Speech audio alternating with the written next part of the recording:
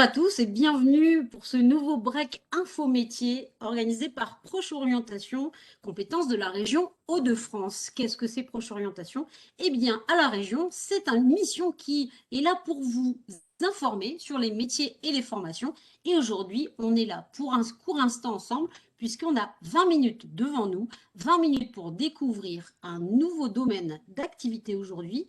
Et ce jour, nous allons découvrir l'agroéquipement. Je suis Ingrid Solaire, référente pour le département de la Somme, et j'ai le plaisir d'accueillir aujourd'hui Monsieur Jean-Michel Elie de l'association Aprodema. Bonjour Monsieur Elie. Bonjour, bonjour à tous. Alors Monsieur Elie, vous représentez l'association Aprodema, mais vous avez aussi fait toute votre carrière, il me semble, dans l'agroéquipement. Vous avez été directeur technique. Tout à fait, j'ai un parcours d'une quarantaine d'années d'activité plusieurs métiers de la filière des agroéquipements. Je suis aujourd'hui retraité. Mon dernier poste, c'était directeur technique dans une grosse concession de machines agricoles. Et je donne de mon temps aujourd'hui pour faire découvrir aux jeunes l'ensemble des métiers et formations pour la filière des agroéquipements. Donc, l'agroéquipement, c'est tous les métiers qui touchent aux machines agricoles qui permettent de produire les, les produits de consommation qu'on retrouve tout un chacun. Voilà. Super. Et donc, Aprodema, cette association pour laquelle vous êtes bénévole, elle fait justement la promotion des métiers des formations. Et c'est pour ça qu'aujourd'hui, vous êtes avec nous pour nous parler de ce secteur d'activité. Voilà.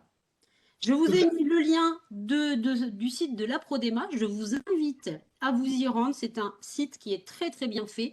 Vous allez trouver des vidéos de présentation des métiers, vous allez trouver des informations sur les formations, sur l'avenir de l'agroéquipement. Nous, on va vous en parler de manière courte puisqu'on n'a que 20 minutes ensemble, mais vous pourrez aller rechercher des informations par vous-même. Alors, pour commencer par les agroéquipements, vous nous avez proposé de diffuser une petite vidéo qui rapidement va nous présenter qu'est-ce que c'est que l'agroéquipement dans nos habitudes quotidiennes, où est-ce que ça se situe, de quoi exactement on parle.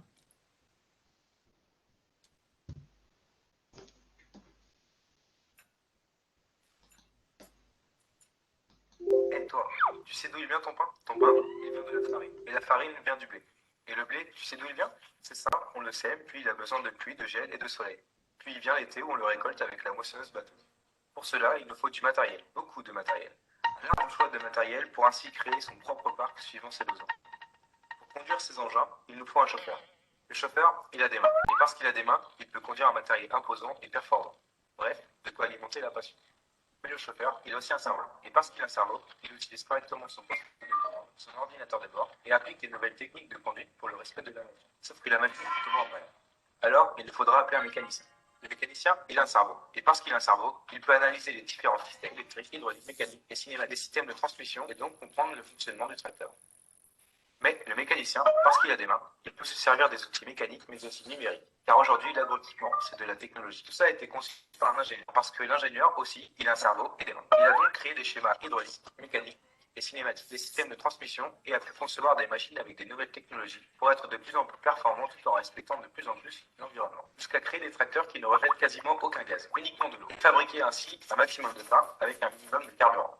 Mais pour que le tracteur imaginé par l'ingénieur se retrouve entre les mains du conducteur, il nous faut un commercial, qui a aussi un cerveau, des mains, et sait utiliser sa calculatrice pour vendre le tracteur au conducteur. Et parce que les conducteurs, les mécaniciens, les ingénieurs, les commerciaux ont des mains et des cerveaux à faire fonctionner, ils ont besoin de manger.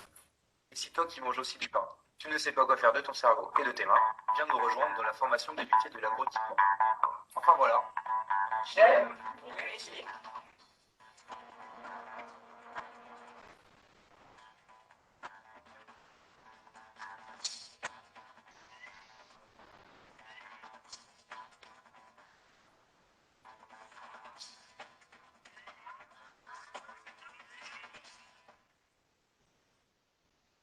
Alors voilà, on a une vision un peu plus concrète de ce que c'est l'agroéquipement finalement dans notre quotidien, à quel moment il intervient pour que, en effet, la nourriture soit dans notre assiette. Et moi, je suis assez surprise parce que ça regroupe beaucoup d'activités en fait. Est-ce que vous pouvez nous expliquer un petit peu plus ce que contient l'agroéquipement, quels sont les différents types d'activités? Oui, effectivement, l'agroéquipement, c'est un bon nombre de métiers et qui se divisent en fait en trois parties. Il y a la partie industrielle où les matériels sont imaginés, élaborés, produits, construits au sein d'usines. Et là, il y a tous les métiers qui regroupent la recherche et le développement, la fabrication, toutes ces choses-là. Le deuxième volet, c'est la distribution. Les machines sont livrées des industriels auprès de leurs services de distribution qui sont les concessionnaires qu'on retrouve dans la région, qui eux ont en charge de préparer les machines pour les mettre à disposition des clients finaux, de les entretenir et de les maintenir en service tout le long de leur vie. Donc pour ça, il y a des vendeurs qui vont vendre les machines aux agriculteurs. Il y a toute la partie technique avec des techniciens qui préparent les machines, qui les révisent, qui les dépannent quand elles tombent en panne, bien sûr. Il y a un autre volet qui est la pièce détachée. Pendant toute la durée de la vie de la machine, il faut l'entretenir, il faut des pièces détachées. Donc là, il y a du magasinage, des choses comme ça. Euh, et le dernier pan, c'est l'utilisateur final, qui est en grande partie des agriculteurs, mais aussi ce qu'on appelle les CUMA. C'est des agriculteurs qui se regroupent pour acheter des très grosses machines et profiter de machines performantes. Et puis le dernier volet, c'est tout ce qui est les entreprises de travaux agricoles. Voilà. Et là, c'est vraiment les gens qui utilisent les machines au quotidien. Donc l'agroalimentaire, c'est vaste, hein. Moi, je m'imagine en effet l'agriculteur, le maraîcher, les gens qui entretiennent les paysages avec des machines. Et en fait, derrière, il y a toute une filière qui est là pour à la fois les fabriquer, les importer, les exporter, les vendre, les conseiller, les réparer. Euh, c'est vraiment une grande diversité des métiers. Et moi, la question que j'ai envie de vous poser, Monsieur Elie, c'est est-ce qu'il y a du travail dans cette filière? Est-ce que c'est porteur d'emploi? L'ensemble des métiers de l'agroéquipement sont en tension. On recherche énormément chez les industriels des techniciens, des prototypistes, des ingénieurs. Euh, dans les concessions, on recherche énormément de techniciens pour faire le service après-vente de ces machines. Et chez les utilisateurs également, beaucoup de personnel qui aujourd'hui doivent être qualifiés pour conduire au quotidien des machines qui peuvent coûter parfois le prix de deux ou trois maisons. Donc c'est des métiers qui sont en tension partout. Et il y a entre 4 et 7 000 postes qui ne sont pas pourvus chaque année. Il y a des postes. Qu'est-ce que ça veut dire?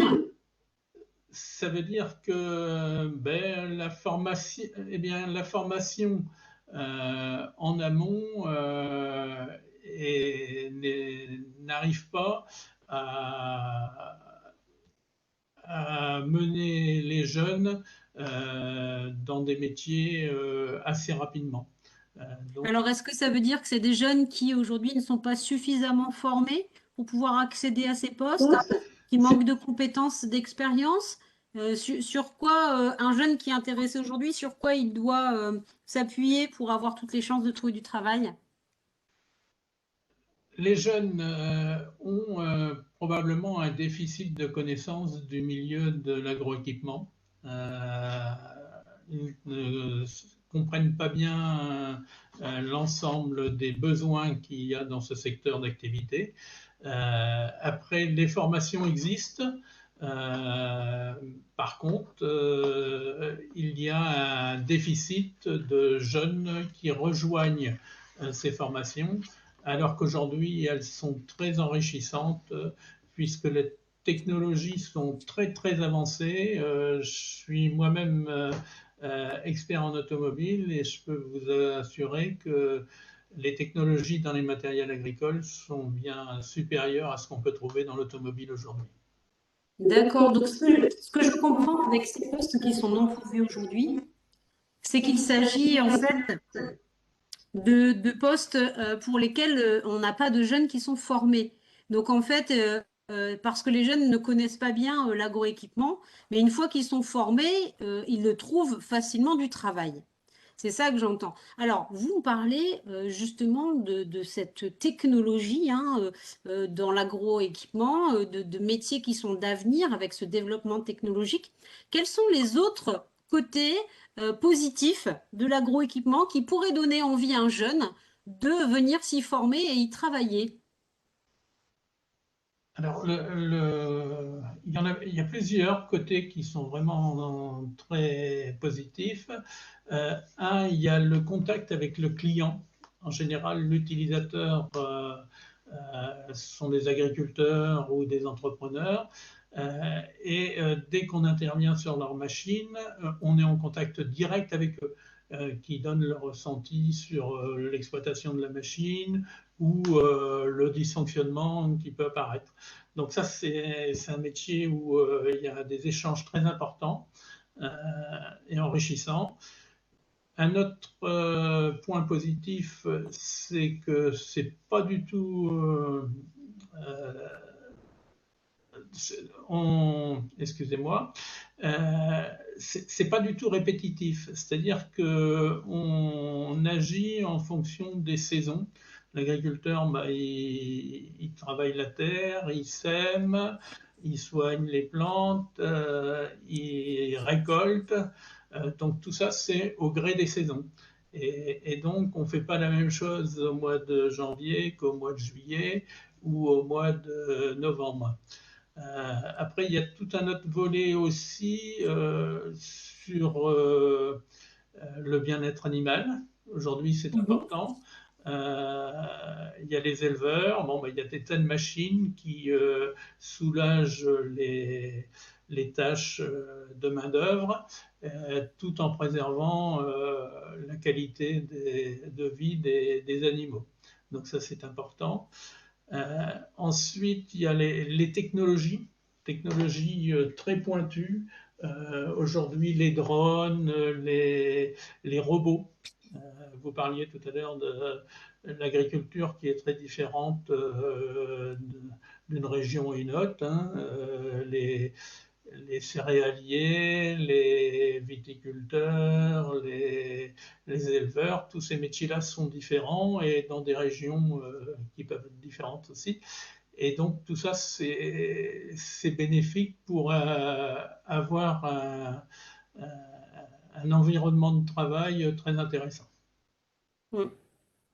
Alors, moi, je retiens aujourd'hui, qu'est-ce qui peut motiver un jeune? C'est la relation avec les différents interlocuteurs, les clients, les agriculteurs, les éleveurs, les concessionnaires, etc. Des relations avec d'autres personnes du milieu. La diversité des activités, c'est un métier, ce sont des métiers où on ne s'ennuie pas, on ne fait pas la même chose tous les jours de toute l'année. Des métiers aussi où on prend en compte le bien-être des animaux et des gens qui travaillent avec eux, et aussi des métiers qui sont d'avenir grâce au développement de technologies. Donc ça, c'est intéressant parce que ça veut dire que non seulement il y a une diversité de postes qui est très riche, mais aussi dans les points positifs du métier, on a quand même plein de bons côtés qui sont très, très motivants pour venir travailler dans ce domaine. Et alors, du coup, moi, la question aussi que je me posais, c'était par rapport aux formations de l'agriculture, de l'agroéquipement, pardon, par rapport à formation, est-ce qu'il y a différents niveaux de formation pour arriver à travailler dans cette branche? Est-ce qu'il faut forcément être ingénieur? Non, du tout. Les différents métiers qu'on peut aborder dans la filière sont à la portée de chacun. Alors, il y a différents diplômes et de formation. Ça va du CAP au diplôme d'ingénieur, en passant par les bac pro, les BTS, les licences, et même des CQP qui, eux, sont des diplômes qui sont par branche. Et le gros avantage également qu'il y a dans cette filière sont les passerelles. Les passerelles qu'on peut avoir au niveau de la formation. On peut très bien partir avec un CAP, passer un BTS, partir sur une licence. Tout ça, ça se fait naturellement. Ah, Monsieur Elie, je ne vous entends plus. Je ne sais pas si les autres participants vous entendent. Il me semble qu'il y a une coupure de micro. Effectivement, coupure de micro. Bon. Je vais prendre la suite en espérant que vous arriviez de nouveau à vous reconnecter. Donc, en effet, ce qui est intéressant dans l'agroéquipement, c'est aussi que vous avez tous les niveaux de formation possibles, du CAP au diplôme d'ingénieur. Vous êtes de retour, monsieur Lee? Vous m'entendez maintenant? Oui, ça y est, très très bien. La technique, vous voyez, c'est pas toujours... Voilà. Oui, donc je vous disais, c'est surtout les passerelles qui peuvent exister au niveau de la formation, mais aussi au niveau des métiers. C'est-à-dire que pour un jeune aujourd'hui, choisir un métier et euh, le garder pendant une quarantaine d'années, je ne pense pas que ce soit dans l'air du temps. Il est tout à fait possible de rentrer comme technicien dans une concession, de rejoindre l'industrie en devenant inspecteur technique, d'aller vers les bureaux d'études, ou le chemin inverse se fait également. Donc ça offre une palette importante pour un jeune pour découvrir différents horizons. L'agroéquipement se pratique dans tout le monde. C'est-à-dire qu'on peut très bien travailler en France, mais on peut très bien travailler également à l'étranger, que ce soit au niveau européen où l'Allemagne et l'Italie sont des gros faiseurs en matière de construction de machines agricoles, ou les États-Unis, des choses comme ça. Alors, pour résumer, moi, ce que j'entends, c'est que d'abord, se former est essentiel, hein. On ne peut pas travailler dans l'agroéquipement si on n'est pas formé, mais ça, c'est aussi vrai pour toutes les filières professionnelles. Et ce que j'entends qui est super intéressant, c'est qu'on peut commencer à travailler avec un CAP et que on peut se former avec différents diplômes. On peut se former aussi tout au long de sa vie, ce qui permet d'évoluer dans la filière agroéquipement, d'accéder à d'autres métiers, d'autres postes. Donc voilà, tout au long de la vie, hein. Aujourd'hui, si vous êtes en troisième et que vous choisissez un métier, rassurez-vous, ça ne sera pas forcément le métier toute votre vie. Vous allez pouvoir évoluer et peut-être faire d'autres choses et découvrir d'autres métiers au fur et à mesure.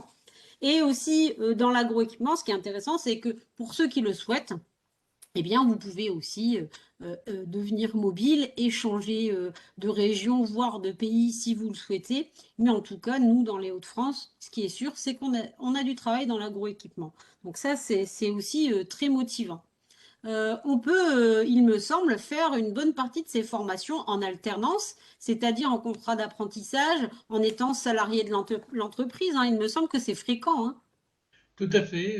Tous les diplômes concernant la branche sont accessibles en alternance. Sur le site de la Prodema, vous avez la possibilité de trouver l'ensemble des établissements qui forment aux différents diplômes et qui proposent l'alternance. Et l'alternance, comme chacun sait, est une façon très intéressante et d'aborder assez rapidement le milieu du travail, puisqu'on n'est plus étudiant, mais on est salarié directement dès lors qu'on devient en alternance. Tout à fait. Donc, ça permet à la fois d'apprendre pendant sa formation, d'apprendre plein de gestes techniques et puis aussi parfois de théorie, et puis de l'expérimenter en direct sur son lieu de travail. Donc, ça, c'est vrai que c'est riche, c'est intéressant. Et alors, vous nous parlez du site d'Aprodema. Je vous invite, vous qui nous regardez, à vous rendre sur ce site qui est très complet. Vous pouvez y découvrir des métiers, vous pouvez y découvrir des formations, les lieux de formation.